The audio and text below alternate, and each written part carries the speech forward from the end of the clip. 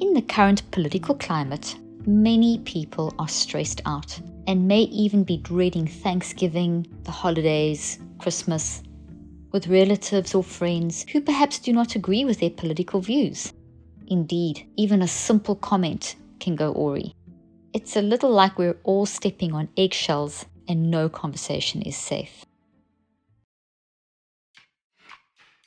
I am Dr. Caroline Leaf, and this is Cleaning Up the Mental Mess, where I help you and your loved ones manage your mind and improve your lifestyle decisions. This is so important because how you manage your mind is predictive of your mental health, your physical health, and even navigating life with all its challenges successfully. I also want to say how thrilled I am and how invested you are in this podcast.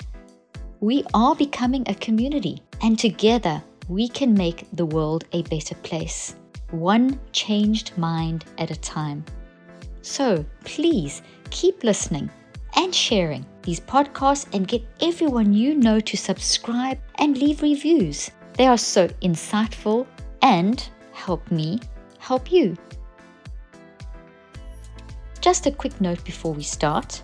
I recorded this on the road, so the audio quality may be a little scratchy in places.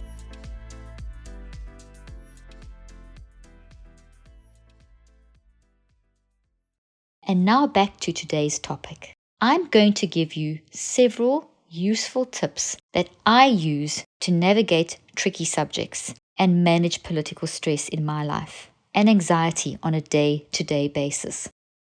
I've had to learn to do these and work on using these tips to help me, because this can become a very fiery topic. Even though in my family most of us agree, we still get really worked up. And a lot of the people that I work with don't agree with everything I think about. And everyone's upset about something when it comes to politics these days. So these are really useful tips that I use, and I hope they'll help you as well. I'm going to give you 8 tips. So let's begin.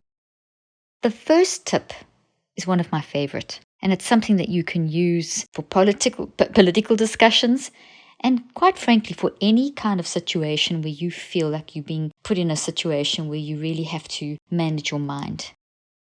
Imagine a shield around your mind. You know, like those old suits of armor that they used to wear many years ago in the medieval times. Just imagine that you are covered in a shield of armor. So every time you find yourself having a stressful conversation, visualize this shield around you, around your whole body, and specifically around your thoughts. Imagine like the spears bouncing off the armor. Imagine the words that people are saying around you, the things you're hearing on the news, the things you are reading. Imagine those words bouncing off the shield. So they're bouncing out of your mind. You're not going to absorb the weighted emotions that are threatening to you. You're going to let them bounce off. So you hear them, you listen to them, but you don't absorb them. You reflect them. You let them bounce off the shield. This keeps you protected and safe. Tell yourself that you are calm and at peace. How does this process help? Well, the way that you use your conscious and non-conscious mind shifts the way that the brain processes information. So as you visualize this shield, your thinking changes. Your conscious, deliberate thinking changes. You activate resilience in your body. This changes your brain waves and engages different neural pathways. This is called neuroplasticity and mind management. In fact, it's directed neuroplasticity. Neuro means brain, plastic means to change. So this way of thinking, this visualizing a shield, changes the brain waves and changes your neural networks because your brain is plastic. So you're literally changing how your brain structurally is functioning in that moment and activating genetic switches inside of you that will help you to stay calm and not absorb this inside you and affect your emotions. You see, if you don't manage your mind and how you react to others and words and TV and what you're reading, you can wire damage into your brain, because neuroplasticity works both in the positive and the negative direction. We actually call this the plastic paradox, where when you think and you respond to incoming information, you change your brain. So if it's good information, you're changing your brain. And if it's bad information that you're absorbing, you're also changing your brain. So you need to decide how you want your brain to change, how you want your brain changed. So if you don't manage your mind and how you react to others, you can actually wire damaged, toxic thoughts into your mind. And that will not only affect how you treat people, but how you feel mentally and physically. The second tip is to be curious. Ask questions. Even if you don't agree with what the other person is saying, think about what the other person is trying to say. Ask questions. Listen. As I often used to say to my patients, a curious mindset is crucial to navigating life and different relationships, because it encourages you to listen to different views, get as much information as possible by engaging with multiple news outlets and so on, and it leads you to question your own assumptions. Basically, you are growing your brain, which is so healthy, so good for your mental and physical health. If you catch yourself saying, that so-and-so doesn't know what he's talking about, stop yourself. Remind yourself that everyone sees the world differently, because no two minds are alike. And listen to what that person has to say before responding impulsively and maybe angrily and upsetting yourself and maybe getting into a fight or a very heated discussion. You can step outside yourself, and that activates your frontal lobe of your brain, and you can truly hear what someone says as an observer rather than as someone who thinks so-and-so is an idiot, which is not good for you, not good for your brain, actually causes brain damage. So, train yourself to really tune in to what that person is saying with a curious mindset. You don't have to agree, but you're learning new information. Don't just hear trigger words and react to trigger words, but really listen to the content. For example, every time you listen to someone who has a different opinion, try to see the argument from their perspective, as your teachers made you do when you were in school and you encountered different ideas. This ability to think critically and flexibly and understand different viewpoints is, after all, a sign of intelligence, not compromise.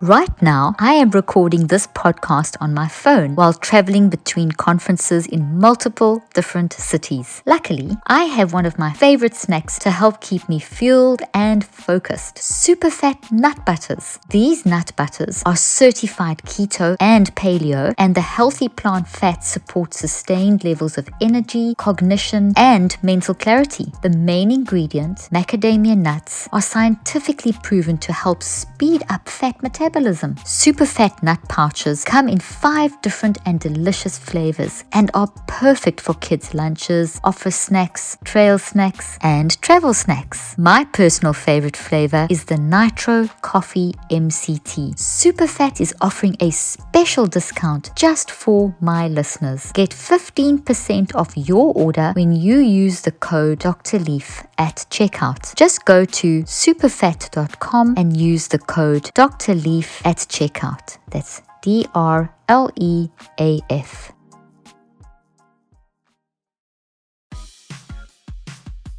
You've heard me talk numerous times about the importance of a healthy gut for your mental and brain health. One great way to boost your gut health is through bone broth. I love Kettle and Fire bone broth because not only do they offer many different options, but each one is so delicious and are packed with collagen, protein, and amino acids. Their bone broths are paleo-friendly, keto-friendly, Whole30 approved, and certified gluten-free. Get 15% off your order when you go to kettleandfire.com with the code Dr. Leaf, that is DRLEAF, at checkout. The third point, don't let your feelings influence you. Acknowledge your feelings, that you feel irritated or frustrated, or get it out of you. But then don't let them control you. So if you're feeling frustrated in that moment, hearing that particular thing on the news or reading it on your phone, acknowledge, oh, that really irritates me. But then let it stop there. Get it out. Don't let the feeling of irritation control the next sentence, how you're going to run the rest of your day, how you run the rest of your relationships for the day. In many cases, you will react because of the flight or fight response. So the stress response, which gets us into a high mode of high reactivity in preparation. And this is very good. It's actually a way of accessing a very wise way of thinking. But if you get into that state in a toxic way, in an anger, frustration, irritation, then it doesn't work for you. The stress response works against you. But if you get into that with, okay, I do feel frustrated. I'm responding. I can feel my heart pounding, the adrenaline pumping. But these irritation or frustration, negative emotions are not going to control me. Think about your emotional triggers so that you can avoid reacting impulsively in the future by controlling these triggers. Maybe even write them down. See what they are. Keep a note of them. Because every time you respond, in a negative, toxic way, you are damaging your mental and physical health and potentially your relationships. Remember, just because we feel something doesn't mean it's correct, especially if it gets in the way of us focusing on the person speaking and trying to understand where they are coming from and their worldview. Toxic feelings can block that. Tip number 4, focus on solutions, not problems. So, rather than just ruminating over and over and over on the issues and talking about them, this is bad, it's bad, and just keep on rehashing and ruminating on them, these issues that are causing you distress and becoming bitter, rather develop a solutions mindset. Think of ways you can improve the situation to reduce the tension in your own body and amongst maybe the people that you're having the conversation with. So if you find yourself talking about the same negative thing over and over and over, you need to acknowledge, yes, this is negative because of this and it makes me feel like this. So be very specific. Get it out. But then say, okay, well, what could a potential solution be? The chances are you're not going to work out the solution or all of it or maybe only part of it. But at least you've shifted from the toxic rumination into a solution mindset. Find ways you can learn from what is being discussed, even if you end up agreeing to disagree with the person in question. Point number 5, don't let politics control your schedule. This is a good one. Limit the amount of time you spend discussing, reading, and listening to political issues so that you don't end up making it part of every conversation. There's been times where I've read something and it's really, really irritated me. And I'm sitting down and we're just having a nice meal, Mac and I, my husband. And I start talking, oh my gosh, did you read this? Did you see what's happened now? And he'll say, can we just keep this space for dinner and discuss politics at another point? And that's what I mean by this. Don't let politics control your schedule. It'll definitely give you indigestion. Choose a time and a space where you focus on politics so it doesn't pervade the day. So I have worked out a really great way for myself. I listen to the New York Daily and various different news outlets while I'm doing my exercises. So while I'm at the gym or while I'm in the sauna, while I'm working out. So that energy that I feel when I get frustrated at hearing something, I'm channeling it immediately into my body and I'm using it as energy in a positive way physically. And I'm kind of working it out of myself. So that's my time to listen to politics. If something major happens during the course of the day and it comes up in a discussion, I will maybe focus on it for a short period of time. But I don't let politics control my schedule. I keep it in a space. I've identified a space that works for me, and that's where I keep politics to, and that's what I recommend. Point number 6, listen to what is being said, not who is saying it. In other words, focus your attention on exactly what is being said. Focus on the details of the speech, of what you're reading. You don't demonize the person who is speaking and make it personal. Listening to a politician's voice or seeing a politician's face can have a strong emotional component because it can get stuck in your head, overriding your ability to examine what is being said in a rational and objective way.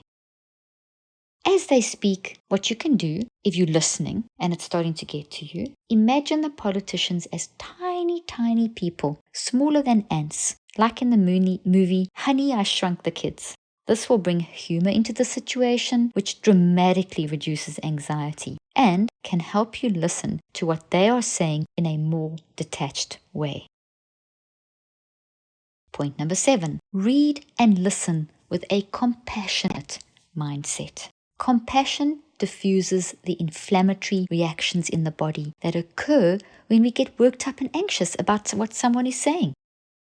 Yes, you actually get inflammation in your brain and your body when you get worked up and anxious about what someone is saying. So when you have compassion, you diffuse that, and it protects your brain and your body while helping you understand and navigate different political perspectives. Indeed, compassion can really help you recognize that most politicians are in high states of anger, anxiety, and stress themselves, and often don't say things in the best way or make the best decisions. They are human after all. Point number 8, examine your own worldview. In many cases, people get upset when they feel that their worldview is being threatened. That's happened to me before, when I feel like I'm being threatened. I'm sure you've experienced that. And this happens such a lot in politics. It's easy to feel that your way of life is being challenged and that people disapprove of your belief system and that this is a direct attack on you as a person. But you need to remember that everyone sees the world differently. So, take the time to objectively examine what you believe and compare it to how other people see the world. Think deeply about what it means to have a worldview or a point of view and recognize that it is normal for people to have different perspectives. Develop tolerance. You may not agree with these perspectives, but just understanding that they exist can make you more compassionate and considerate, which will improve your brain health and your mental health. Changes the way energy literally moves through your brain. Remember, you can disagree with someone and still love them. We need to separate someone's humanity from their opinions. Of course, today it's far too easy to put someone in a certain group or label them as the enemy just because you disagree with them. Rather than falling into this trap, always remind yourself that no two minds are alike. No two brains are wired in the same way, just as no two people are exactly the same. We cannot escape our differences. So, we need to learn to live with them, especially when it comes to politics. So, in sum, 8 points to help you navigate politics over the holiday season coming up and at any time. Number 1, imagine a shield around your mind. Number 2, be curious. Number 3, don't let your feelings influence you. Number 4, focus on solutions, not problems. Number 5, don't let politics control your schedule. Number 6, listen to what is being said, not who is saying it. The 7th tip, read and listen with a compassionate mindset. And the 8th tip, examine your own worldview.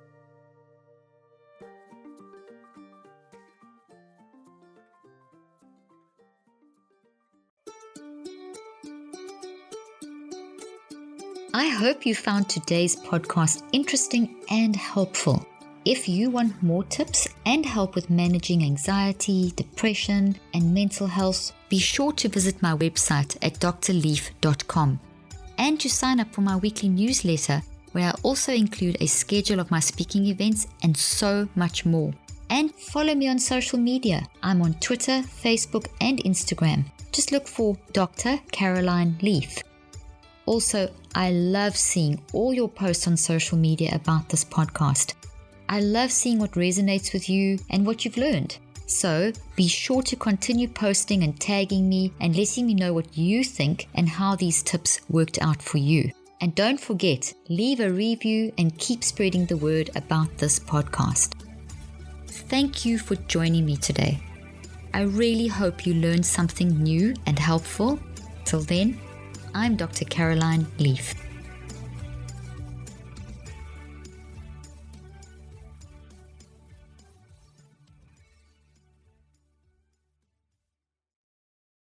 This podcast represents the opinions of myself and my guests. The content here should not be taken as medical advice. The content here is for educational and informational purposes only. Please consult your healthcare professional for any individual medical questions you may have. While we make every effort to ensure that the information we are sharing is accurate, we welcome any comments, suggestions, or corrections of errors.